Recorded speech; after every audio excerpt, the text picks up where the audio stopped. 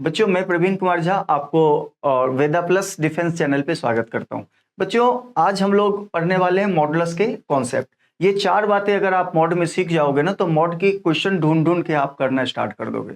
अमूनन बच्चों को मॉडुलस वाले क्वेश्चंस में थोड़ी सी पसीना आ जाता है, मतलब डिफिकल्ट लगता है। उसको दूर करने के लिए मात्र ये चार चीजें को आप माइंड में रखना और आपका मॉडुलस का क्वेश्चन चुटकी में सॉल्व हो जाएगा। ठीक है, तो आइए उन चारों बातों को वन बाय वन देखते हैं। पहली बात कि अगर मॉड ऑफ एक्स ए के बराबर है, मॉड ऑफ एक्स अगर ए के बराबर है तो यहां x जब मॉड से बाहर निकलेगा तो x की क्या वैल्यू हो जाएगी? तो x की वैल्यू या तो प्लस का a होगी या माइनस का होगी, ये याद रखिएगा।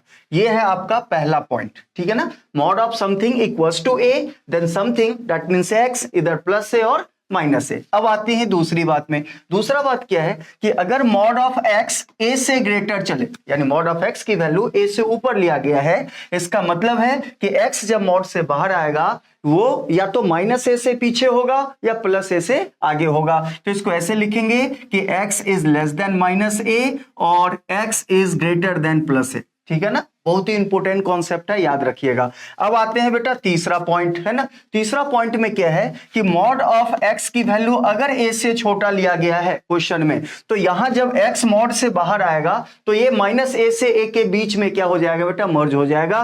वही इसको सेटिस्फाई करेगा, यानी कि यहां से x जब बाहर निकालोगे तो x की वैल्यू माइनस ए से प्लस ए के बीच का लिया जाता है और आप वैल्यू लेके यहां पे रखना, इस स्टेटमेंट को क्या कर देगा बेटा? सेटिस्फाई कर देगा। ठीक है, अब आते हैं चौथा जो ब्रह्मास्त्र है बेटा मोड के लिए।